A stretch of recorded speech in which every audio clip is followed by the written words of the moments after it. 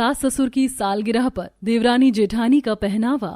बेटा प्रिंस, तेरी मौसी ने एक लड़की का रिश्ता बताया तेरे लिए। लड़की एक बहुत ही रईस परिवार से है। माँ, रईस कितनी भी हो, मुझे तो बस ये जानना है कि लड़की बड़ी भाभी की तरह पूरे मान मर्यादा के साथ इस घर को संभाल तो लेगी ना। अरे सही कहा बेटा, मेरा भी यही सवाल था कि वो घर तो संभाल लेगी ना। अरे आप लोग भी किस सोच में पड़ गए। अगर मौसी जी रिश्ता बता रही हैं तो लड़की अच्छी होगी, और रही बात मेरी, तो मैं तो वैसे भी थोड़ी ना समझूं। थोड़ी समझदार लड़की आएगी तो मुझे ही उससे कुछ सीखने को मिलेगा। हाँ, बहू ठीक कह रही है। अब कावेरी अपनी बड़ी बहू के साथ सृष्टि के घर उसे देखने जाती है, जहाँ सृष्टि ने एक छोटी सी स्कर्ट और क्रॉप टॉप पहना हुआ होता है। हाँ, ये कावेरी जी, आपका ही इंतजार कर रही थी। कावेरी अपनी बड़ी बहू के साथ सोफे पर बैठती है। सृष्टि अपनी होने वाली सास को चाय देती है। हे भगवान, ये मेरी होने वाली बहू का पहनावा कुछ ज्यादा ही छोटा नहीं है? ऊपर से नीचे तक सारा शरीर दिख रहा है। वहीं सृष्टि अपनी जेठानी को साड़ी में देखकर, ओह गॉड, ये मेरी होने वाली जेठानी ने इतनी गर्मी में इतनी भारी साड़ी क्यों पहन रखी है? ऊपर से सर पर पल्लू भी कर रखा है। आज के टाइम पर कौन करता है इतना? तभी कावेरी कहती है, सृष्टि, मेरी होने वाली बहू, तुम क्या हमेशा ऐसे ही कपड़े पहनती हो? हाँ माँ जी, मुझे ऐसे कपड़े पहनना ही पसंद है। साड़ी वगैरह मैं संभाल नहीं पाती हूँ। चुप कर दो, ये तो कुछ भी बोलती है कावेरी जी।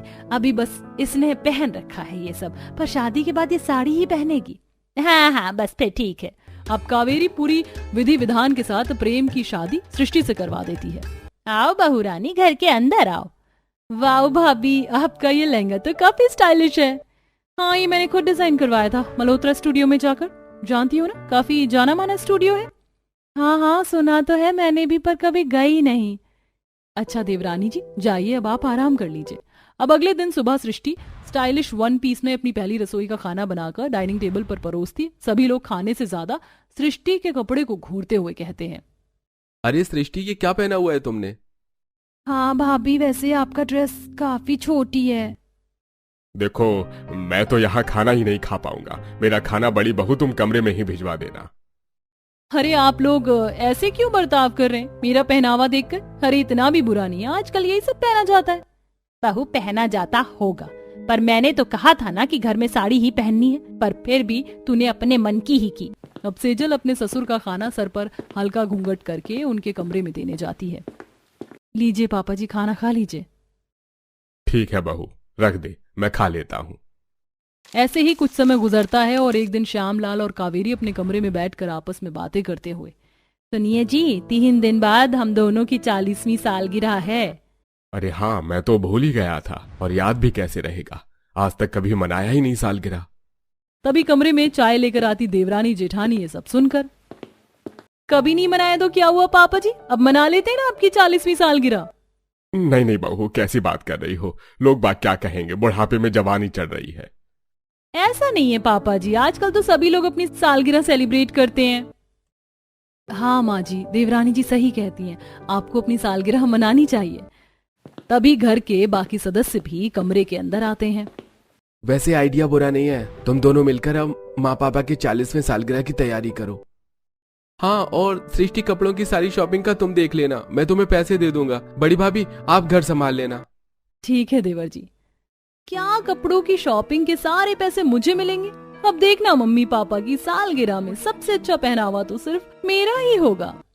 अब अगले दिन सृष्टि, अच्छा जेठानी जी, मैं माँ जी के लिए मेहंदी की रस्म के लिए ड्रेस लेने के लिए जा रही हूँ, आप तब तक घर की साज सजावट कर लेना। ठीक है देवरानी जी। अरे बहू, अपनी जेठानी को भी ले जा अपने साथ। अरे माँ जी को भी अभी ही बोलना था, अगर जेठानी जी को अपने साथ लेकर गई तो ये भी मेरी तरह मॉडर्न कपड़े खरीद लेंगे और फिर सालगिरह पर हम दोनों देवरानी जेठानी का पहनावा सेम होगा। नहीं माँ जी, जेठानी जी को घर पर ही रहने दीजिए, घर भी तो देखना जरूरी है। हाँ माँ जी, मैं घर पर ही ठीक हूँ। अब सृष्टि शॉपिंग करने के लिए मार्केट जाती है, जहाँ एक ठेले पर सस्ती साड़ियाँ बिक रही होती हैं। भरो 400 की 4 साड़ियाँ, 400 की 4 साड़ियाँ भरो। क्या 400 की 4 साड़ियाँ? इतनी साड़ी में तो माँ जी की सालगिरह अच्छे से बन जाएगी। एक काम करती हूँ, माँ जी के लिए उनकी सालगिरह की साड़ी ठेले से ही ले लेती हूँ और अपने सारे कपड़े मॉल से लूंगी। अब सृष्टि सस्ती सस्ती साड़ियों के साथ बगल के ठेले से ही अपने ससुर के लिए सस्ता कुर्ता पजामा भी खरीद लेती है। वहीं सेजल घर का काम करती हुई, ये भगवान, मुझे तो मशीन पर अपनी साड़ी का ब्लाउज भी सीना था। अब सेजल घर की साफ सफाई करके मशीन पर अपना ब्लाउज सिलने लगती है। अरे सालगिरह की तैयारी करने में मैं तो भूल ही गई कि माँ जी के लिए तो कोई उपहार लिया ही नहीं। एक काम करती हूँ, माँ जी और पापा जी के लिए अपने हाथ से सिलकर कपड़े तैयार करती हूँ, उन्हें पसंद आएगा। अब अगले दिन कावेरी और श्यामलाल की मेहंदी की रस्म होती, पूरे घर को अच्छे से सजाया जाता है। माँ जी पापा जी ये लीजिए आपकी मेहंदी की ड्रेस, पहन कर आ जाइए।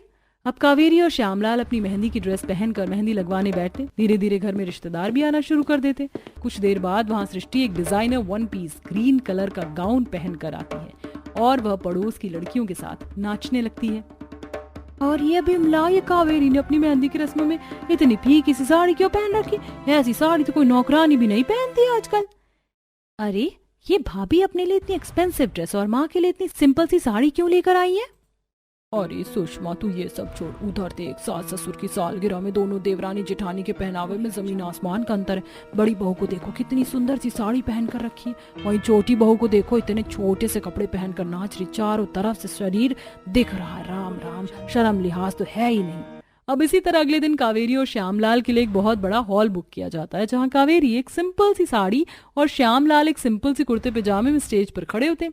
स्टेज के नीचे रिश्तेदारों की भीड़ खड़ी होती है, वहीं सृष्टि ने एक स्टाइलिश 1 पीस गाउन पहना हुआ होता है। अरे ललिता, ये कावेरी और कावेरी के पति ने इतने फटीचर से कपड़े क्यों पहन रखे? आखिर आज इनकी सालगिरह है भाई। अरे अच्छे कपड़े पहनेगी कहाँ से, जब सारा पैसा बहू ने अपने ही कपड़े पर खर्च कर दिया हो। देख रही हो छोटी बहू को कितना स्टाइलिश गाउन पहन कर रखी है। बड़ी बहू को तो मैं कुछ नहीं कहूंगी, वो तो बेचारी सिंपल पहनावे में है। अरे जब औकात ही नहीं थी इतने बड़े हॉल में सालगिरह मनाने की तो क्यों ही बुक करा इतना बड़ा हॉल? अरे जरा इनके कपड़े तो देखो, ऐसे कपड़े तो कोई फकीर भी नहीं पहनता। तभी ये सारी बातें सुनकर कावेरी के दोनों बेटे सृष्टि से कहते हैं, कावेरी तुम इतनी बड़ी सेल्फिश निकलोगी मैंने कभी नहीं सोचा था। मैंने तुम्हें पैसे दिए थे मम्मी के सालगिरह पर उनके लिए अच्छे कपड़े खरीदने के लिए, और तुमने तो सिर्फ और सिर्फ अपने पहनावे पर ध्यान दिया। हाँ भैया, और आज इन्हीं की वजह से पार्टी में आए सभी गेस्ट मम्मी पापा का मजाक बना रहे हैं। वहीं दूसरी तरफ स्टेज पर खड़े श्यामलाल कावेरी लोगों की बातें सुनकर निराश खड़े होते हैं। तभी उनकी बहू सेजल आती है।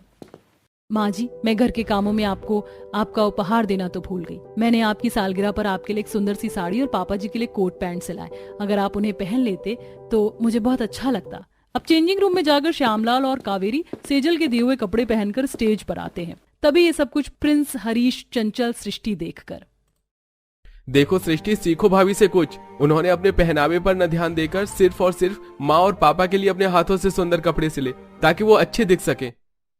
आप लोग सही कह रहे हैं, मुझसे गलती हो गई। सच में मैं सेल्फिश की तरह सिर्फ अपने पहनावे पर ही ध्यान दे रही थी। असली सालगिरह माँ जी पापा जी की तो जेठानी जी ने ही मनाई है। आप लोग मुझे माफ कर दीजिए।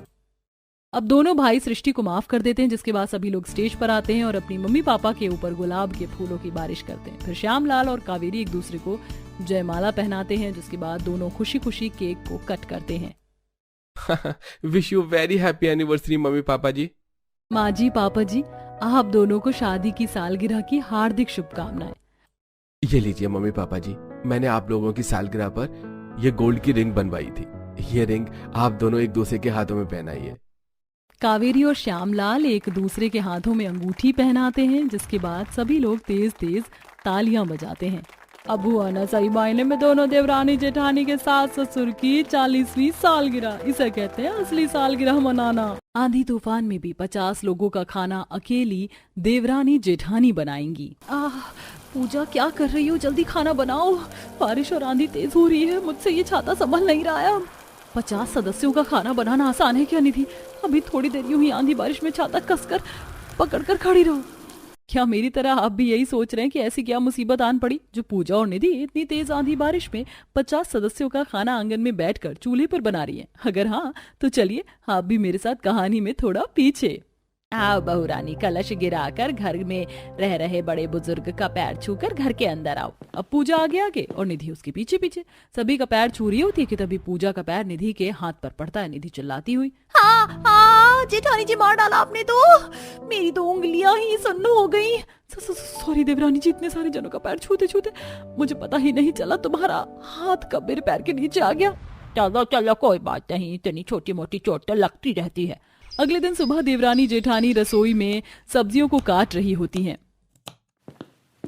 अरे बहू, तुम दोनों सब्जी भी काटने लगी। मैं तो बताना ही भूल गई कि सब्जी रसोई में बहुत कम थी। नहीं माँ जी, इतनी सब्जी थी कि हमारा पूरा परिवार खा लेता। अरे बहू, तुम ये 2 सब्जी में अपना 30 से 40 जनों का परिवार खिला लेती। क्या 30 से 40 जनों का परिवार? इसका मतलब बाहर बैठे वो लोग मेहमान नहीं, घर के सदस्य हैं। अच्छा माँ जी, 30 से 40 जने। हाँ, फिर तो जरूरत पड़ेगी। लाइए, आप इन्हें यहाँ रख दीजिए। पकड़ो और जल्दी से बना लेना। अब दोनों देवरानी जेठानी कई तरह की सब्जियों को काट कर धोकर बना रही होती हैं। करीबन 1 घंटे बाद निशा और पूजा रसोई में आती हैं। भाभी, अब तक खाना नहीं बना क्या? और कितना टाइम लगेगा भाभी? मुझे और भैया को ऑफिस जाना है। बस बन ही गया था, तो थोड़ी देर का समय और दे दो। अब पूजा और निधि 2-2.5 घंटे का समय लेकर पूरे परिवार का खाना बनाकर तैयार कर लेती हैं। अब इतना बड़ा परिवार होने के कारण सभी लोग एक साथ डाइनिंग टेबल पर नहीं बैठ पाते, इसीलिए एक तरफ आधे सदस्य का खाना निधि चटाई पर लगाती है, दूसरी तरफ पूजा बाकी सदस्यों का खाना डाइनिंग टेबल पर लगाती है। बहू, खाना तो ठीक है, बस नमक कम है। हाँ बहू, नमक मिर्च का हिसाब बहुत गड़बड़ाया हुआ है खाने में। सिया, मुझे जरा दाल मखनी देना। उसके बाद भाभी इस तरफ चटाई पर हमें भी दाल दे देना। अब सब्जी खराब है तो दाल तो खा ही सकते हैं।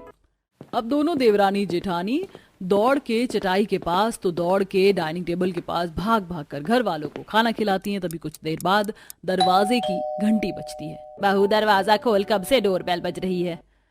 जी माँ जी, अभी खोलती हूँ। पूजा और निधि आकर दरवाजा खोलती हैं, जहाँ उनकी दोनों शादीशुदा पति, सास और बच्चे को लेकर दरवाजे पर खड़ी होती हैं। आशा ये देख के, अरे मेरी दोनों पोती यहाँ अचानक। हाँ दादी, हम दोनों बहन के पति को छुट्टी नहीं मिल पाई थी ना शादी के समय, इसलिए हमने सोचा कि अब जब छुट्टी मिल गई है तो शादी के अगले दिन ही पहुंच जाते हैं। ये तो बहुत अच्छी बात है। तुम सबको एक साथ देखकर बहुत खुशी हुई। दूर खड़ी निधि, 41, 42, 45, हे भगवान, ये तो पूरे 50 जने हो गए। इसका मतलब अब हम दोनों देवरानी जेठानी को अकेले 50 जने का खाना बनाना पड़ेगा। अगले दिन देवरानी जेठानी 50 लोगों का खाना रसोई में बना रही होती हैं कि तभी वहां पर राधिका और रूपा आकर, बड़ी भाभी, छोटी भाभी, जब तक हम लोग यहाँ पर हैं गैस पर खाना मत बनाना, क्योंकि हमारा पूरा परिवार गाँव से है और हम सबको चूल्हे का खाना खाने की आदत है। तभी वहां आती सुषमा, हाँ बहू, और मैंने भी आंगन में मिट्टी लाकर रख दिया, जा सबका खाना चूल्हे पर ही बना देना। एक और बात भाभी जी, मेरी सास की टील बोन में शिकायत है, इसीलिए वो डाइनिंग टेबल पर नहीं अपने कमरे में ही खाना खाएंगी। ठीक है, हम उनका खाना कमरे में ही पहुंचा देंगे। अब दोनों देवरानी जेठानी रसोई से मसाले के डिब्बे, जरूरी सामान उठाकर आंगन में आती हैं और मिट्टी से चूल्हा तैयार करती हैं। चूल्हा बन गया, अब खाना बना लेते हैं। निधि और पूजा जैसे ही खाना बनाने के लिए लकड़ियां जोड़ती हैं कि तभी तेज तेज आसमान में बिजलियां कड़कने लगती हैं और चारों तरफ काले बादल छा जाते हैं और तेज तेज बारिश आने लगती है। अरे निधि, बारिश तो बहुत तेज आ रही है। चलो थोड़ी देर वहां खड़े हो जाते हैं। दूसरी तरफ घर के सदस्य, सुषमा जी, अब तक खाना नहीं बना क्या? बन गया होगा, रुकिए मैं देख कर आती हूँ। बाहर आकर सुषमा, अरे तुम दोनों देवरानी जेठानी यहाँ क्यों खड़ी हो? सभी लोग खाने का इंतजार कर रहे हैं, ऐसे तो तुम मेहमानों के आगे हमारी नाक कटवा दोगी। पर माँ जी, बारिश हो रही है। अरे इतनी भी बारिश नहीं हो रही, थोड़ा दिमाग लगाओ और खाना बनाओ। जाओ कमरे से छाता लेकर आओ। अब पूजा कमरे से छाता लेकर आती है और निधि छाता पकड़ती है। वहीं तेज बारिश और आंधी में पूजा खाना बनाती है, तब छाता पकड़ के दोनों देवरानी जेठानी खाना घर में लाती हैं। फिर वो दोनों आधे सदस्य का खाना डाइनिंग टेबल पर, आधे सदस्य का खाना जमीन पर, वहीं दोनों बड़ी नंदों की सास का खाना उनके कमरे में देकर आती हैं। देवरानी जी, मेरी तो हवा टाइट हो गई है। हवा टाइट नहीं होगी तो और क्या ही होगा जेठानी जी। पहले तो हम जेठानी देवरानी अकेले 50 जनों का खाना बनाती हैं, उसके बाद 50-50 जनों को अलग अलग जगह पर जाकर खाना खिलाती हैं। तभी कमरे में बैठी पुष्पा, बहू रोटी खत्म हो गई, जरा भिजवाना। भाभी, माँ को रोटी पहुँचा दो जरा। छोटी मामी मुझे भी खाना दीजिए ना, मैं खेल खेल कर खाना खाता हूँ। रुको, मैं अभी तुम्हें खिलाती हूँ। अब कमरे में रोटियां पहुंचाने के बाद निधि बच्चों को भी चक्कर काट काट कर खाना खिला रही होती है। अब अगले दिन पूजा और निधि मिलकर चूल्हे के पास एक पन्नी का तिरपाल लगा देती हैं।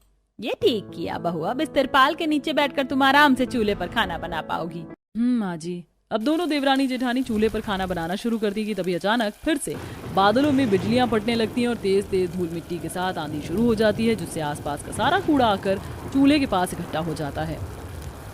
अरे ये क्या, आंधी के कारण दुनिया भर का कूड़ा कचरा हमारे चूल्हे के पास आकर इकट्ठा हो गया है, खाना भी गंदा हो गया है। चलो अब पहले से साफ करते हैं, फिर दूसरा खाना बनाएंगे।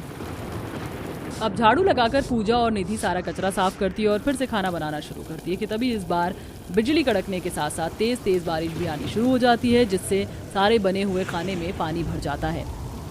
हे भगवान, गरीबी में आटा गीला, इतनी मेहनत से दूसरी बार खाना बनाया था वो भी खराब हो गया। तभी वहां आता राम और विजय। तुम दोनों यहाँ क्या कर रही हो? अभी तक तुमने खाना नहीं बनाया? जी खाना तो बन गया था, पर थोड़ी देर पहले इतनी तेज आंधी और बारिश आई कि सारा खाना खराब हो गया। आप बोलिए ना माँ जी को कि हमें घर में खाना बनाने दें। इतनी भी कोई बड़ी बात नहीं है बाहर खाना बनाना, और वैसे भी गर्मी का मौसम है, ठंडी हवाएं चल रही हैं, तुम्हें तो मज़ा आना चाहिए यहाँ खाना बना के। अब जैसे तैसे बारिश में भीगती हुई खाना बनाकर दोनों देवरानी जेठानी घर के 50 सदस्यों को खाना खिलाती हैं। इसी तरह अगले दिन दोनों देवरानी जेठानी चूल्हे पर खाना बना रही होती हैं कि तेज बारिश पर आंधी में उनका बना बनाया खाना हवा में उड़ के पड़ोस की बिमला के मुंह पर गिरता है। सब्जी से लथपथ हुई बिमला सुषमा के घर आकर, ये क्या तरीका है सुषमा तेरी बहू का खाना बनाने का? आज तेरी बहू के चक्कर में गरम गरम खाना मेरे शरीर पर गिर गया। गलती हो गई बिमला, माफ कर दे। ये मौसम भी तो आजकल अचानक ही खराब हो जाता है। इस बार छोड़ दिया पर आगे हुआ तो अंजाम बुरा होगा। अब इतना सब कुछ होने के बाद भी परिवार के सदस्यों के कानों में जूं तक नहीं रेंगती। तभी एक दिन जब दोनों देवरानी जेठानी चूल्हे के पास बैठकर खाना बना रही होती हैं कि तभी अचानक से तेज तेज आंधी और बारिश शुरू होती है, जिसके कारण पड़ोस की छत पर लगा एंटीना हवा में उड़ता हुआ आकर पूजा और निधि के सर पर गिरता है, जिससे उन्हें गहरी चोट आती है। पड़ोस की भीड़ वहां इकट्ठी हो जाती है। घर के 50 सदस्य भी बाहर आते हैं। हाँ राम, दोनों बहू के सर पर तो बहुत गहरी चोट आई है। इन लोगों ने भी बहू का तमाशा बना कर रखा है। कसाई सास भी अपनी बहू पर इतना जुल्म नहीं करती होगी जितना तुम 500 सदस्य अकेली देवरानी जेठानी के ऊपर करती हो। पड़ोस के ताने सुनकर परिवार के हर एक सदस्य की आंखों में शर्मिंदगी होती है और वह अपनी बहू को उठाकर अस्पताल लेकर जाते हैं। सर पर गहरी चोट है, दवाइयों से रिकवर हो जाएगा। बाकी आप अपनी दोनों बहू को अच्छे से ध्यान से रखिए।